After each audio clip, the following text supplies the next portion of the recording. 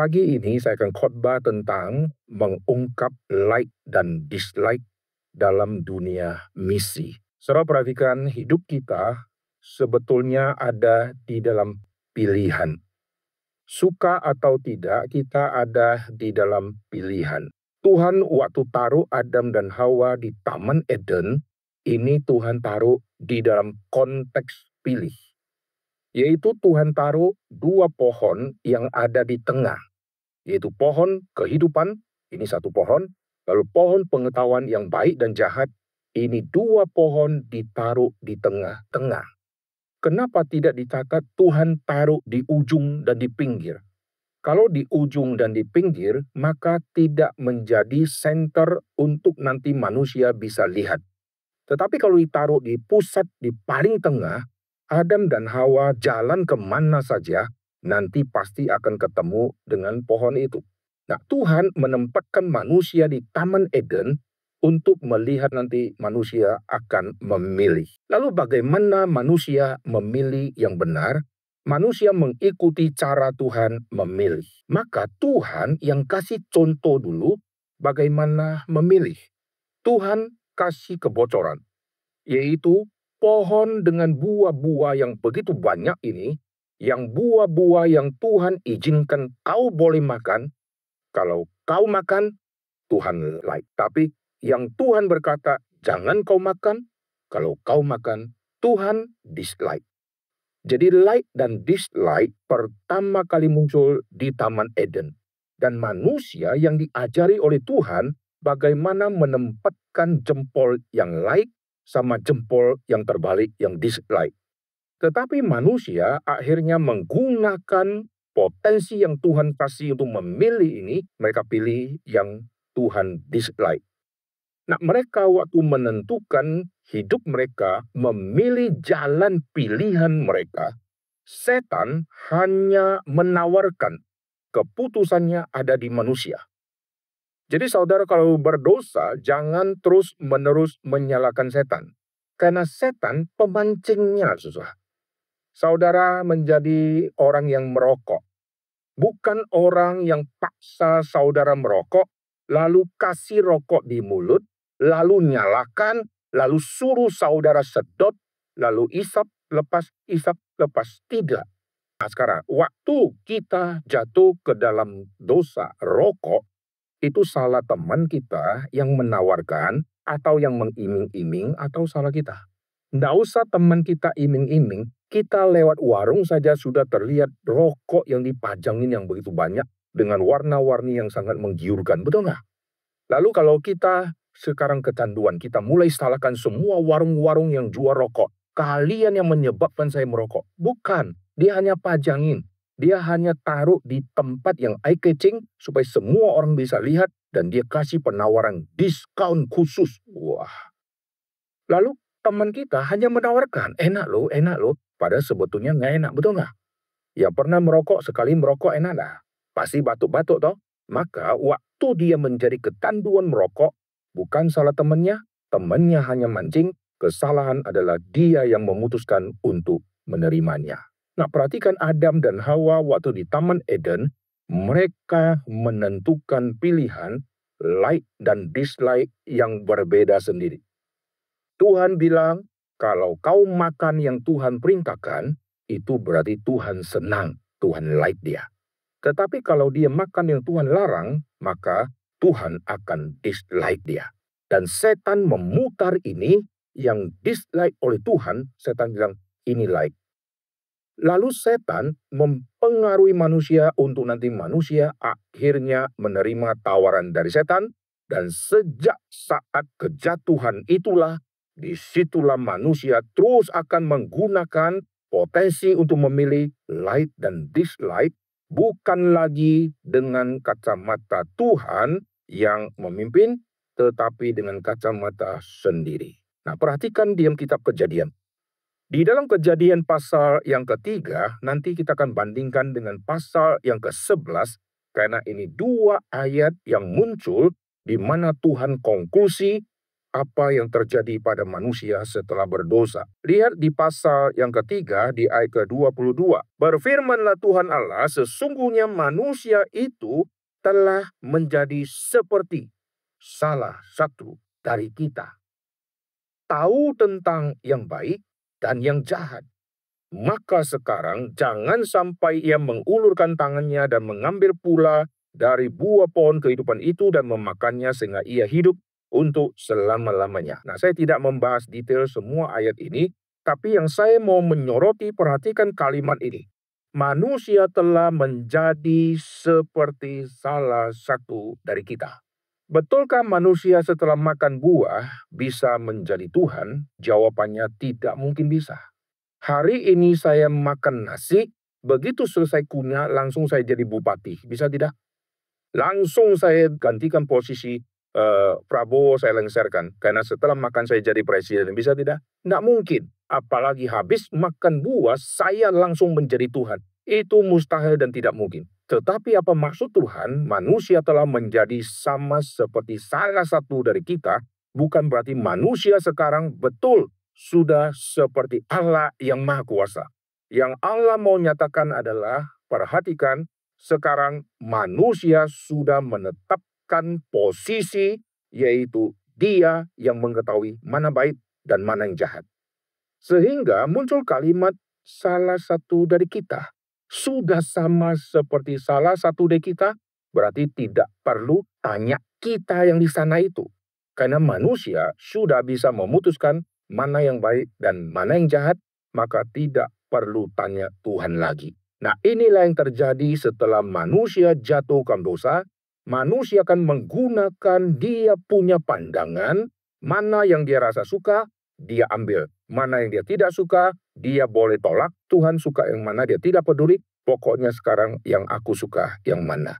Maka nanti manusia kita lihat setelah jatuhkan dosa sampai hari ini, manusia menentukan dirinya sendiri mau pilih yang mana. Waktu dia masih kecil, orang tua yang pilihkan karena terpaksa. Karena dia belum punya potensi untuk memikir, membandingkan mana yang baik dan mana yang tidak baik.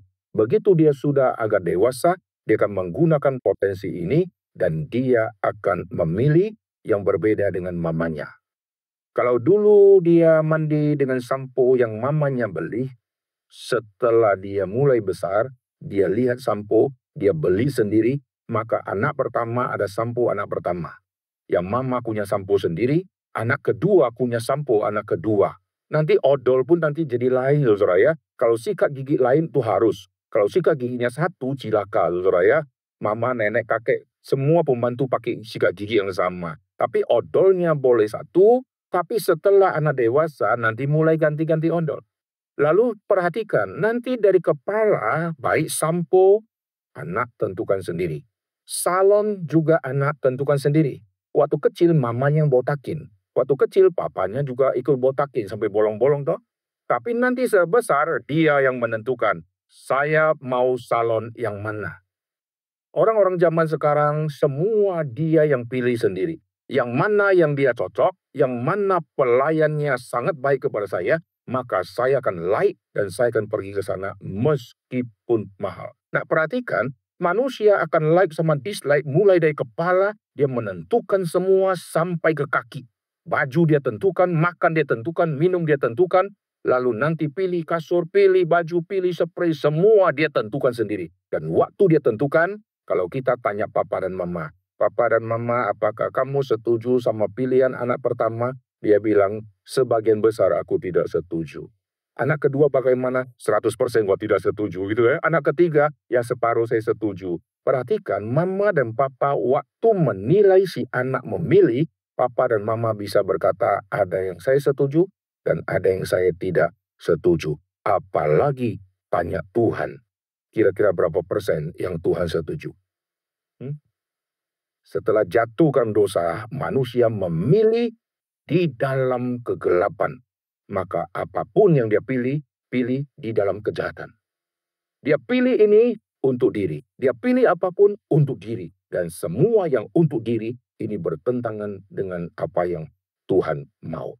Nah, sekarang kita lihat di Kejadian pasal yang ke-11. Ini adalah dua ayat yang muncul untuk mengkonfirmasi status manusia setelah jatuh ke dalam dosa. Perhatikan di pasal yang ke-11 ayat yang ke-6. Ia berfirman, mereka ini satu bangsa dengan satu bahasa untuk semuanya. Ini barulah permulaan usaha mereka mulai dari sekarang. Apapun juga yang mereka rencanakan, tidak ada yang tidak akan dapat terlaksana. Tadi menjadi sama seperti salah satu dari kita. Ini manusia sudah menduduki posisi yang tidak butuh Tuhan lagi. Sekarang manusia menduduki posisi apa yang dia lakukan akan terjadi. Artinya Tuhan sudah tidak campur tangan. Tuhan biarkan manusia, lu mau jahat, silakan lu jahat. Lu mau heboh, silakan lu heboh. Tuhan membiarkan manusia. Maka sampai hari ini kita melihat pembiaran Tuhan kepada manusia, kita melihat manusia bertindak seperti Tuhan. Manusia bisa berkata, aku tidak mau kamu hidup. Maka orang itu nanti dia akan matikan. Nyawa milik Tuhan. Sekarang seolah-olah nyawa jadi miliknya manusia. Dia yang menentukan bangsa mana yang boleh hidup dan bangsa mana yang tidak boleh hidup. Dan dia yang menentukan yang mana yang aku harus gempur dan saya bumi hanguskan. Seperti bumi hanguskan Sodom dan Gomora, Tuhan bisa membumi hanguskan bangsa, manusia akan membumi hanguskan satu bangsa. Manusia berperan sebagai Tuhan dan Tuhan tidak stop, Tuhan biarkan mereka. Ini cara Tuhan. Tetapi nanti di dalam masa-masa tertentu ada saatnya Tuhan menyatakan kehadiran Tuhan yang menginstruksi bangsa-bangsa. Tuhan menginstruksi Babilonia. Tuhan menginstruksi Mesir. Tuhan menginstruksi Romawi. Tuhan menginstruksi dunia Yunani. Sehingga semua raja-raja yang hebat-hebat dan semua ilah-ilah yang top di zaman dulu sekarang menjadi objek wisata dan puing-puing. Jikalau bukan Tuhan yang instruksi, tidak mungkin mereka bisa hancur. Siapa yang bisa menghancurkan mereka kalau bukan Tuhan yang memakai cara Tuhan untuk menghancurkan mereka? Tapi kekristenan yang mau dihancurkan sejak dari dulu, Tuhan instruksi dan Tuhan proteksi. Kau mau hancurkan, Tuhan jaga umatnya. Kau mau hancurkan, Tuhan proteksi umatnya. Satu engkau matikan, Tuhan munculkan 1000 lagi anak Tuhan yang tidak tunduk kepada semua berhala-berhala yang ada. Oke, sekarang kita kembali. Nah, di dalam dunia hidup kita, kita mulai menentukan like, dislike. Sekolah juga sama. Kita masuk ke sekolah, kita pilih sekolah yang saya suka. Kalau saya belum ngerti, yang mamaku yang suka. Nanti kalau sudah uni, mama tidak berhak menentukan. Aku yang pilih sendiri.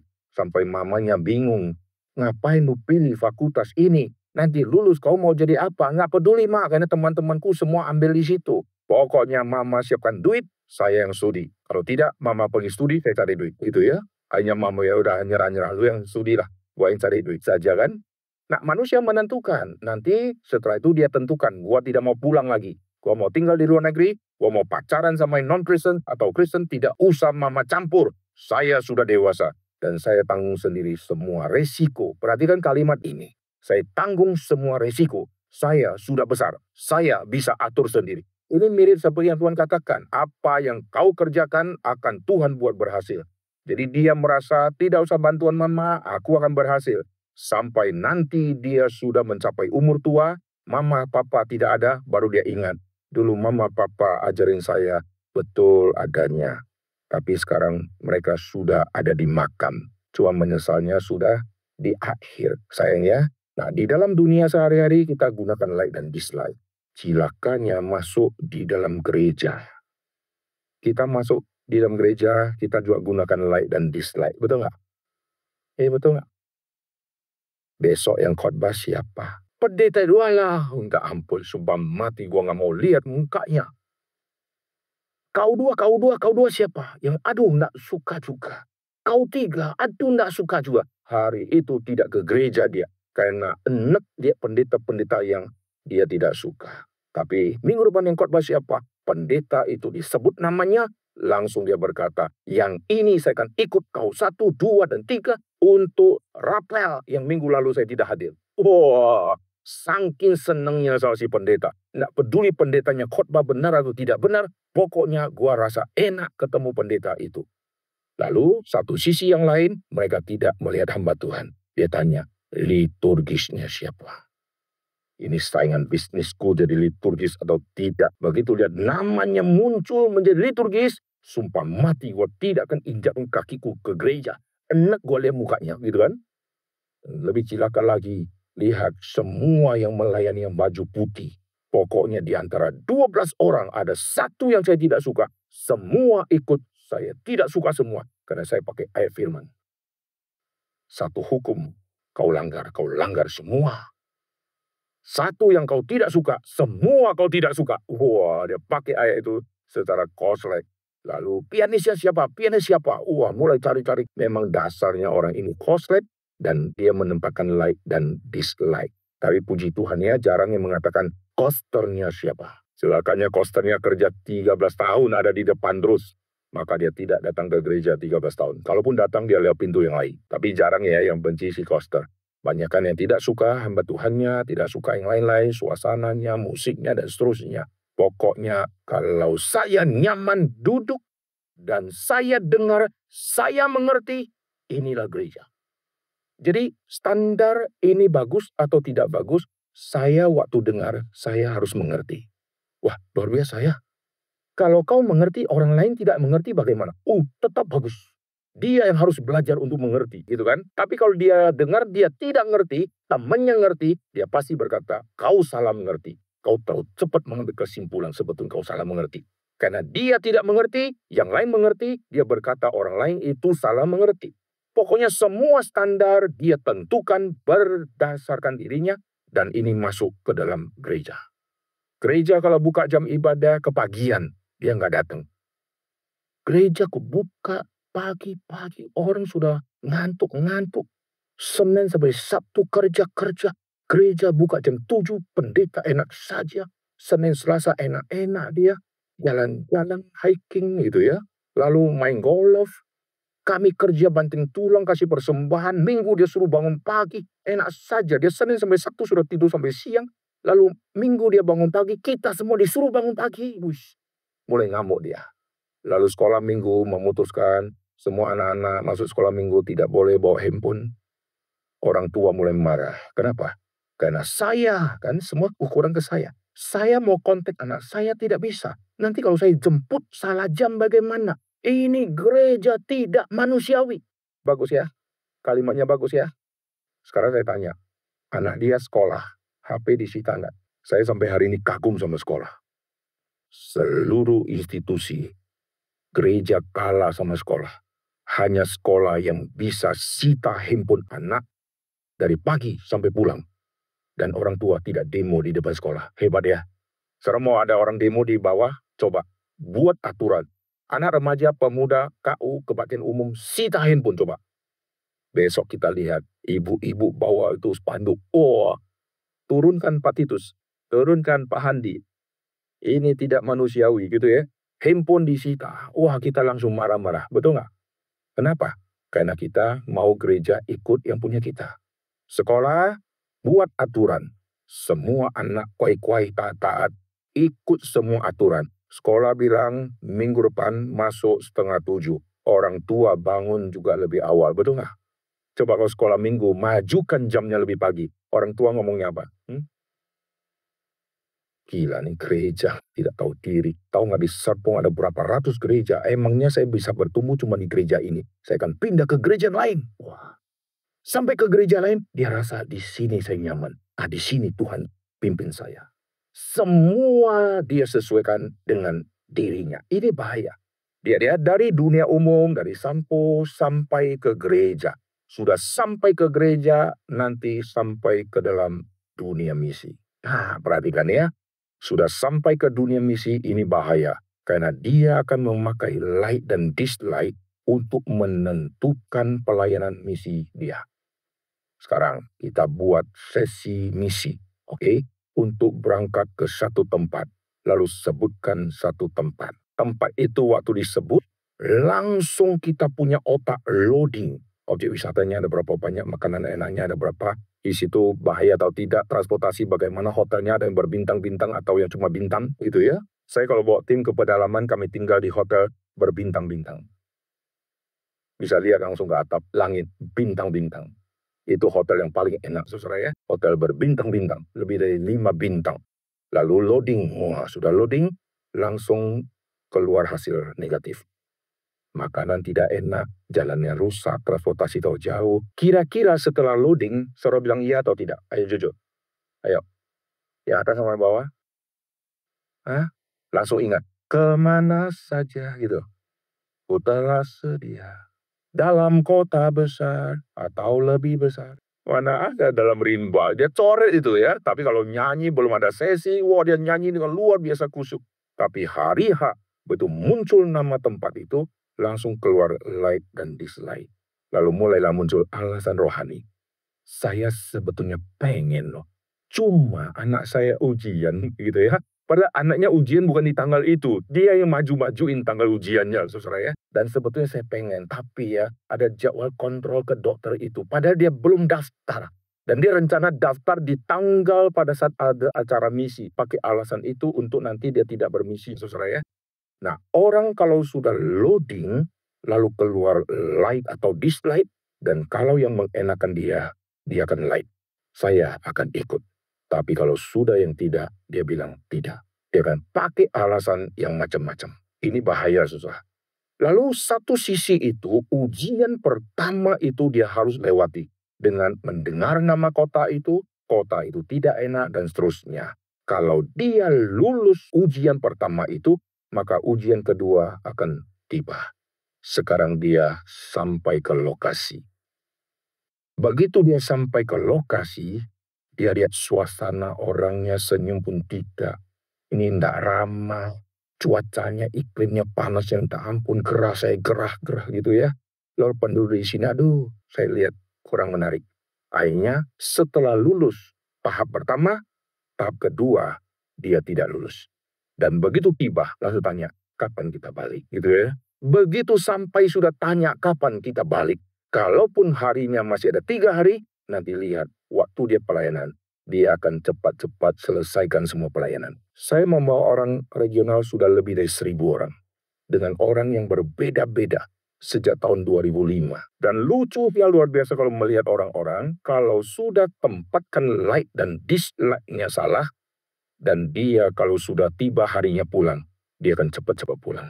Tapi sesungguhnya kalau kita sungguh-sungguh mengerti like dan dislike, setiap mendekati hari terakhir, kita harus pulang. Itu hari yang sangat menyedihkan.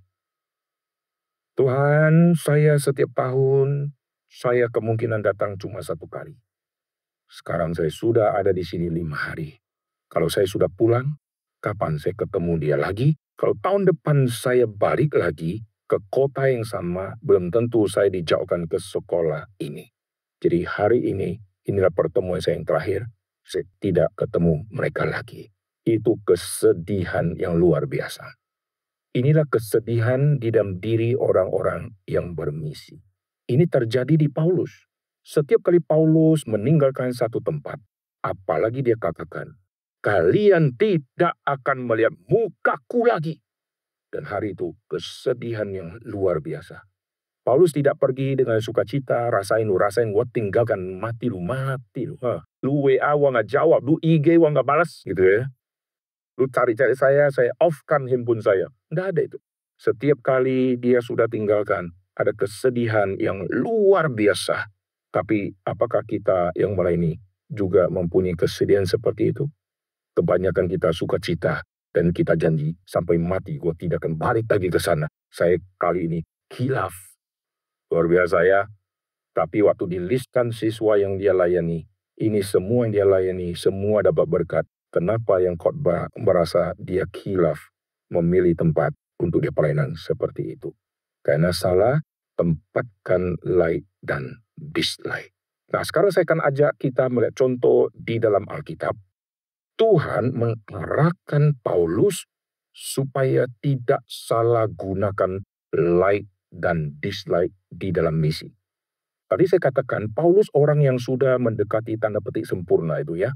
Dia pergi pelayanan, setiap kali mau tinggalkan tempat dia sedihnya luar biasa. Tetapi dia juga manusia yang mungkin ada nanti sedikit egosentris di dalam dirinya yang nanti Tuhan akan kontrol dia. Yaitu Tuhan akan atur dia punya like sama dislike. Mari kita lihat Kisah Rasul pasal yang ke-16. Kita akan melihat contoh-contoh ini menjadi satu pelajaran bagi kita. Paulus yang sudah begitu tanda petik sempurna itu di dalam misi, Tuhan masih koreksi dia. Apalagi kita yang tidak sempurna ya.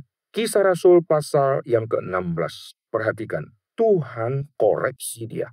Ayat ke-6, mereka melintasi tanah Firgia dan tanah Galatia.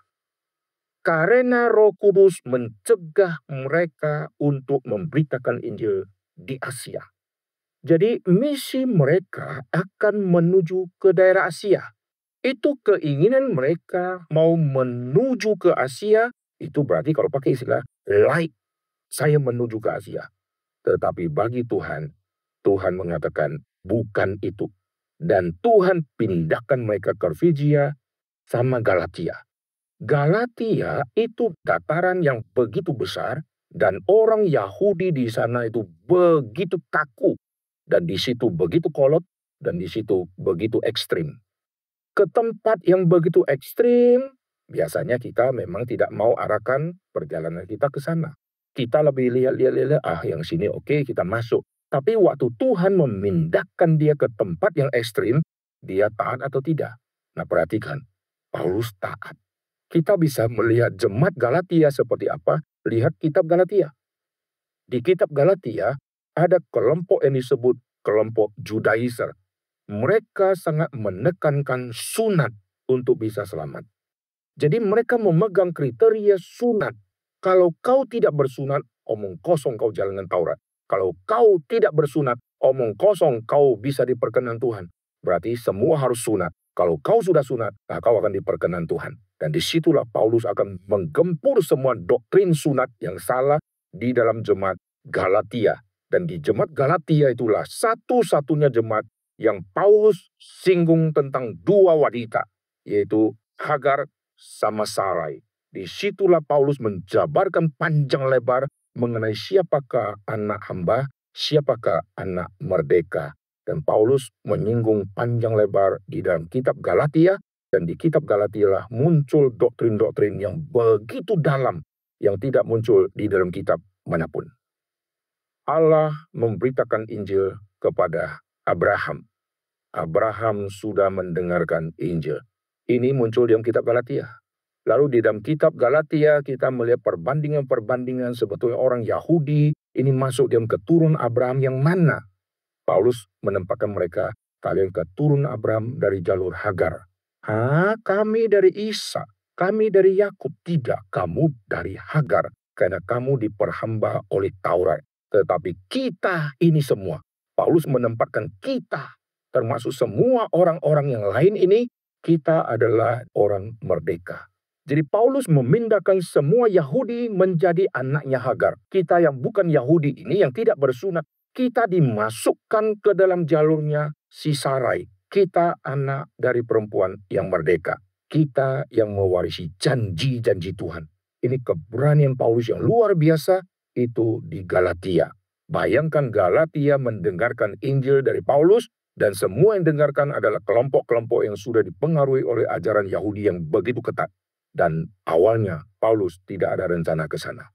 Paulus mau ke Asia, Tuhan menghentikan mereka, Tuhan arahkan mereka untuk menuju ke Galatia. Karena Galatia jauh lebih sulit dibandingkan di daerah Asia. Tetapi Asia apakah tidak dengar Injil? Jawabannya dengar. Tuhan menempatkan nanti ada pelayan yang lain untuk masuk ke sana dulu.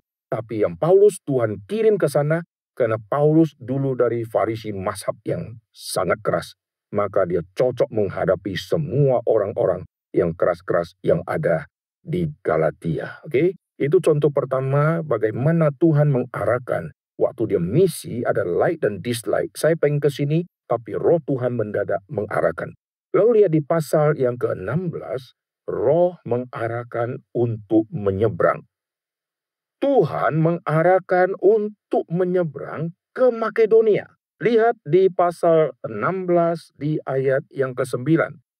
Pada malam harinya, tampaklah oleh Paulus suatu penglihatan. Ada seorang Makedonia berdiri di situ dan berseru kepadanya, katanya, "Menyeberanglah kemari dan tolonglah kami." Jadi waktu itu Paulus sudah ada di kota pelabuhan yang namanya Troas. Kalau sudah ada di pelabuhan, logikanya adalah seberang. Logikanya adalah tetap putar-putar daratan. Cuma dua logika. Nggak mungkin pergi mancing laut Tamasya gitu ya, lalu berlibur di lautan. Kalau sudah di pelabuhan, berarti nyebrang. Atau tetap ngumpul di situ lalu keliling daratan di sekitar pelabuhan. Tapi begitu sudah sampai ke pelabuhan, di situ Roh Tuhan mengarahkan kaki mereka untuk menyeberang. Menyeberang ke Makedonia.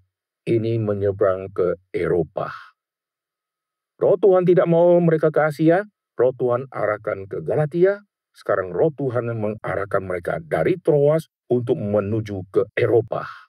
Wih, lebih jauh ya. Ini lebih susah. Bayangkan ya, nggak ada dana misi loh.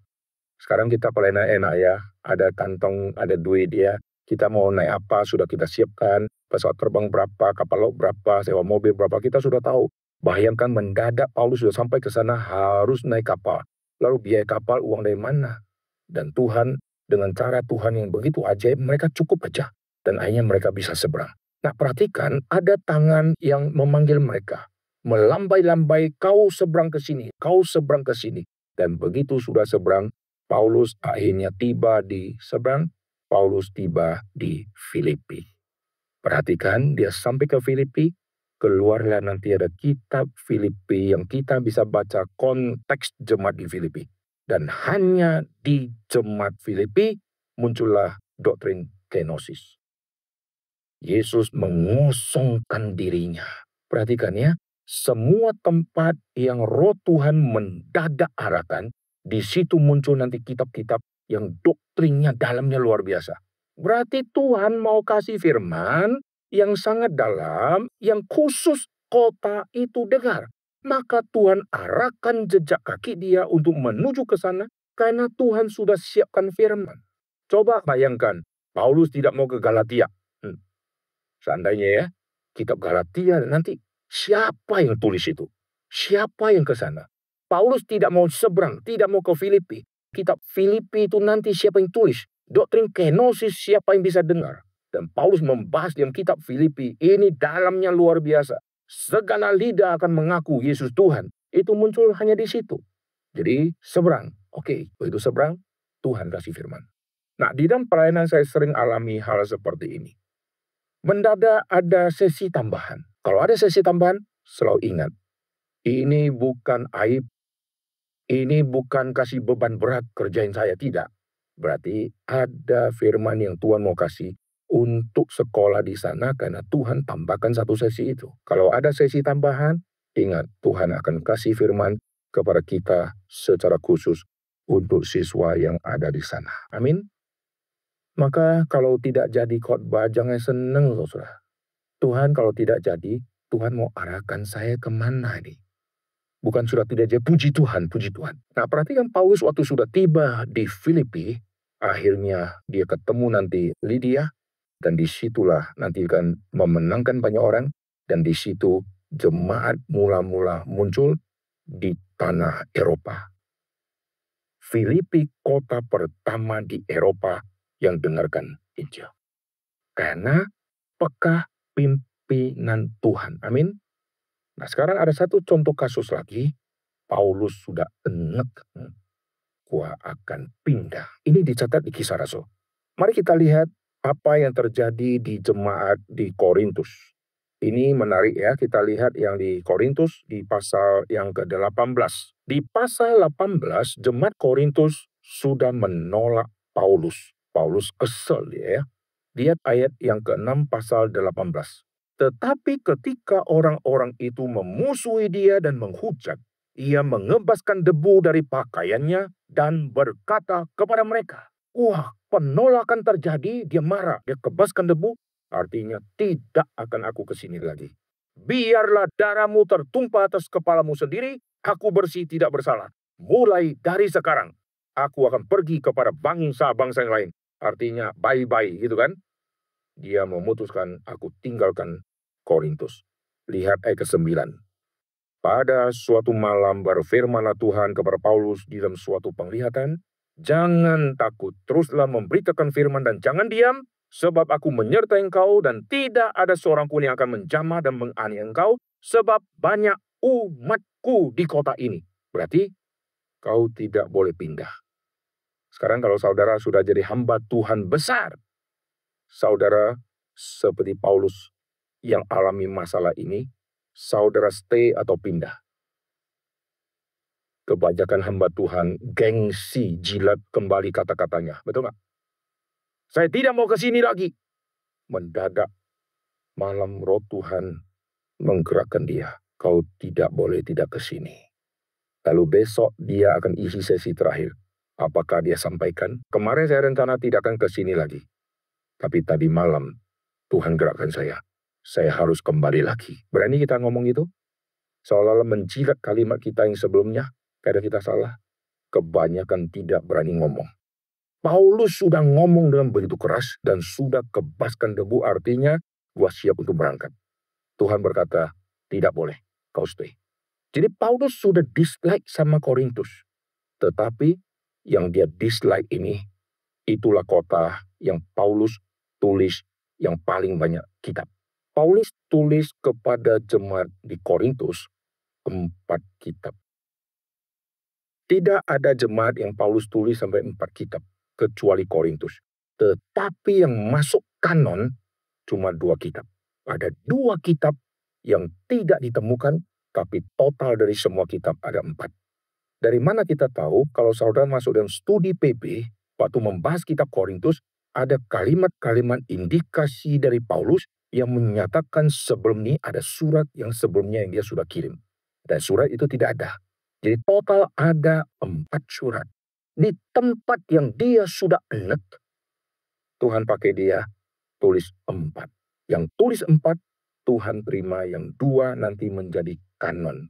Kalau 2 masuk lagi menjadi 4, kita studi PB tambah 2 SKS. Dan Paulus pernah tulis kepada jemaat di Laodikia.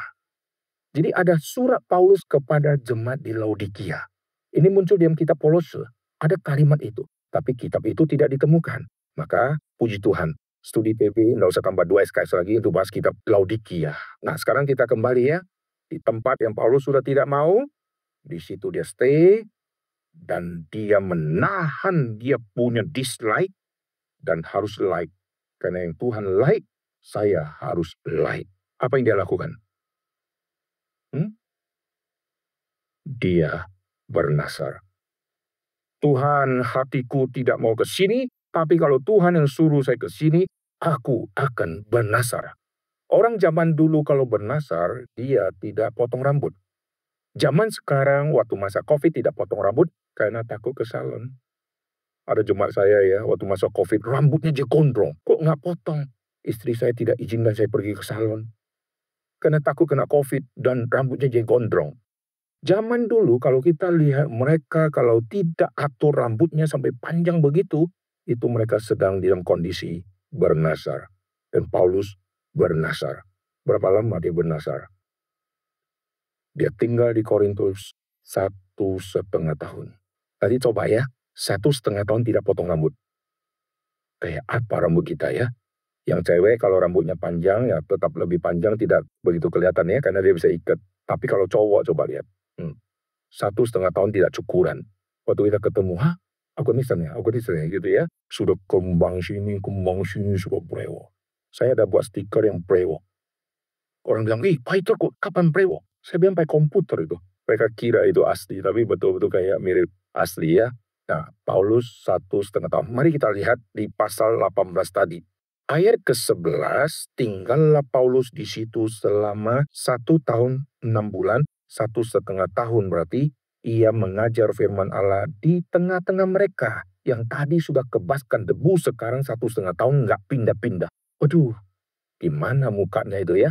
Tapi dia buang semua egois, buang semua muka tembok dia gitu ya, yang muka jaim-jaim. Pokoknya saya dulu pernah mengatakan salah, sekarang Tuhan suruh saya stay, saya harus melayani, ketemu mereka. Dan tidak boleh saya benci kepada mereka, karena mereka perlu dengarkan Injil. Nah, perhatikan kepekaan Paulus luar biasa. Dia tahu kapan ending dan dia harus tinggalkan kota ini. Perhatikan, hanya satu kali di dalam seluruh kitab suci nama Salon dicatat. Jadi kalau mau buka salon, pakai nama ini. Dan ini nama Alkitab. Mari kita lihat pasal 18. Di pasal 18 ayat ke-18. Paulus tinggal beberapa hari lagi di Korintus, lalu ia minta diri kepada saudara-saudara di situ dan berlayar ke Syria sesudah ia mencukur rambutnya. Potong rambut di Kenkrea. Buatlah nama salon Kenkrea. Wah, nanti yang datang misionaris semua. Yang baru selesai bernasar. Dia cukur rambut. Heran.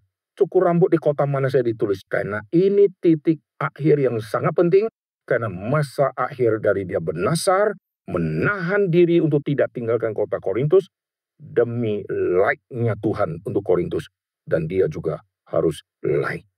Dan di Korintus itulah keluar semua doktrin karunia. Doktrin tangan, anggota tubuh. Kalau yang satu senang, semua ikut senang. Yang satu sakit, semua sakit. Itu hanya di Korintus. Coba bayangkan kalau Korintus tidak ada Paulus. Dia bahas karunia, dia bahas kasih, dia bahas kau bisa berbahasa apapun, kalau tidak ada kasih, percuma. Itu semua rahasia-rahasia penting tentang iman, tentang doktrin. Itu muncul dalam kitab Korintus dan dalamnya luar biasa. Semua tempat-tempat yang Paulus tulis dalam dan khusus-khusus itu, awalnya dia tidak mau ke sana. Menarik ya. Jadi banyak tempat sebetulnya yang kita rasa tidak cocok. Justru disitulah Tuhan akan bekerja luar biasa. Tapi bukan berarti di tempat di mana Tuhan sudah tempatkan kita dan cocok dengan kita juga, kita rasa Tuhan kurang bekerja, Tuhan kurang bekerja. Tidak, saudara ya.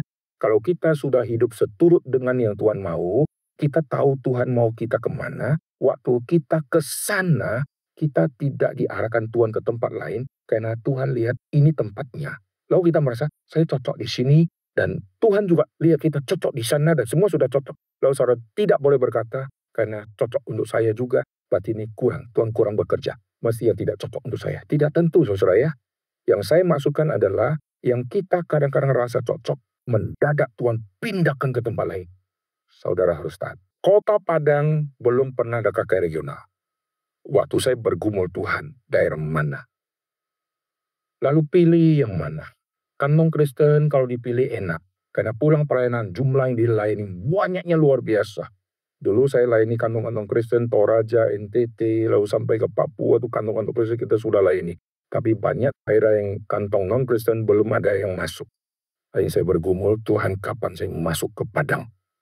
Hanya saya masuk ke Padang, ini seluruh provinsi dengan bawa tim, dan kita menyebar. Lalu setelah Padang, Tuhan Bengkulu. Hanya Bengkulu kami sudah layani 2 tahun. Nanti saya akan ke Sulawesi Tenggara. Semua kita harus peka melihat tiang awan, tiang api. Kalau sudah bergerak, kita harus bergerak. Sekarang saya akan ajak kita lihat Kisah Rasul di pasal ke-20. 2 ayat lagi kita akan akhiri. Sekarang Kisah Rasul pasal yang ke-20. Ayat yang ke-22, tetapi sekarang sebagai tawanan roh, aku pergi ke Yerusalem, aku tidak tahu apa yang akan terjadi atas diriku di situ. Nah, sekarang lihat ya, light-nya dia sudah dia matikan. Ini daerah ngeri. Daerah yang pembunuh nabi-nabi. Wah, Yesus pun diadili di situ. Sekarang mereka sudah tahu saya tidak dikubu Farisi lagi. Lalu kalau saya kembali ke sana, sasaran empuk dari keberingasan mereka. Kalau saya bersembunyi di daerah kafir, saya aman. Karena tidak mungkin orang-orang mahkamah agama kirim utusan kejar saya sampai ke Efesus. Karena mereka tidak bersentuhan dengan orang kafir. Maka saya aman bersembunyi ke dunia orang kafir. Tapi sekarang, pergi ke Yerusalem, ini cari mati, gitu kan? Lihat ayat ke-23. Selain daripada ini nyatakan Roh Kudus dari kota ke kota kepadaku, bahwa penjara dan sengsara menunggu aku.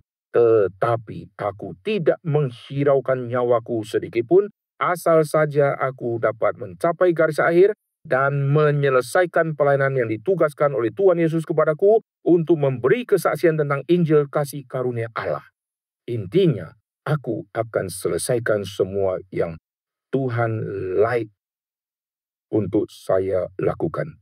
Meskipun secara hati aku tidak suka karena ini bahaya. Tapi aku sudah mematikan saya punya dislike itu karena sekarang aku tawanan roh. Wah, kalau kita pelayanan mencapai level seperti ini, saudara pelayanan tidak mungkin terganggu oleh iklim lah, oleh orang lah. Ada orang yang saudara tidak suka, maka saudara tidak ke gereja. Ada orang yang saudara sentimen, maka saudara menjauh dari dia. Ada tim misi, saudara dia ada musuh, saudara 5 orang di situ, saudara undurkan diri. Ada tim misi, semua teman-teman saudara yang baik-baik ada di situ, maka saudara ikut karena saya like, saya suka sama mereka, saya ikut join di situ. Ada hamba Tuhan yang kalian senang ikut di situ. Setelah saudara mematikan semua dislike, sekarang sudah sampai ke satu tempat. Tuhan, di tempat yang itu aku tidak berani, tapi kalau Tuhan yang suruh ke sana, ada firman yang Tuhan mau kasih untuk mereka dengar. Amin. Mulai hari ini ya, belajar cara like sesuai like-nya Tuhan. Buang semua dislike. Kalimat ini gampang dikatakan, tapi nanti hari hanya setengah mati. Kalian ingat, di tempat yang kita rasa dislike atau tidak suka itu, di situ Tuhan akan bekerja jauh lebih besar dibandingkan di tempat yang kita rasa, saya aman-aman di sini, aduh anginnya sepoi-sepoi, aduh siswanya luar biasa anteng-anteng. Kita juga bisa dapat berkat di situ, tapi tidak akan sebanyak di tempat yang jauh. Karena di tempat jauh disitulah kita akan teteskan air mata, melihat betapa susahnya anak datang ke sekolah. Saya pernah foto anak siswa di pedalaman. Mereka jalan di aspal yang panas luar biasa. Mereka pegang sepatunya, mereka kaki ayam. Kalau hujan, oke. Ini tidak hujan dan panas. Kita pakai sepatu supaya kaki tidak jebol, betul nggak? Mereka pakai kaki, tidak pakai sepatu supaya sepatu jangan jebol. Berbalik logika ini. Karena sepatu mahal bagi mereka.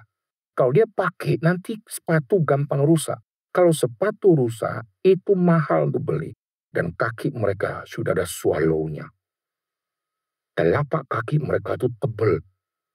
Saya lihat mereka kagum. Nggak usah belanja swallow lagi dia. Itu kaki mereka itu nggak tahu ada kulit apa tuh yang tebal-tebal. Dulu saya di pedalaman di daerah NTT, waktu mau menyeberang ke Endau, lalu lagi pasang surut, itu karang-karang kecil-kecil tajam-tajam. Kalau salah injak kelingking kita bisa kena sobek dan berdarah. Lalu penduduk sana enggak pakai swallow, jalan tidak lihat loh, jalan aja dia. Tidak lihat apa-apa, jalan aja dia. Kita sampai milih-milih, dia nggak usah milih, dia jalan aja. Dan kakinya tidak sobek. Heran ya, bisa kagum sama mereka. Oke? Jadi waktu kita melayani, buang semua dislike. Waktu kita jalan bersama dengan Tuhan, Tuhan ajar kita banyak rahasia yang kita mengerti. Oke, sekarang yang terakhir. Kita akan lihat Matius pasal yang ke-9. Setelah bermisi, what next? Nah, ini yang paling penting. Matius pasal yang ke-9, ayat ke-36 dan seterusnya, melihat orang banyak itu, tergeraklah hati Yesus oleh belas kasihan kepada mereka, karena mereka lelah dan terantal seperti domba yang tidak bergembala. Maka katanya kepada murid-muridnya, tuaian memang banyak, tetapi pekerja sedikit. Karena itu, mintalah kepada Tuhan yang mempunyai tuaian, supaya ia mengirim pekerja-pekerja untuk tuaian itu. Ingat, masih banyak tuaian yang belum kita tuai. Kalau kita sudah layani anak SD, kita belum layani emak-emaknya. Kita belum layani orang tuanya. Kita belum layani yang kabupaten yang di sebelahnya lagi. Kita masih layani sekelompok daratan di situ.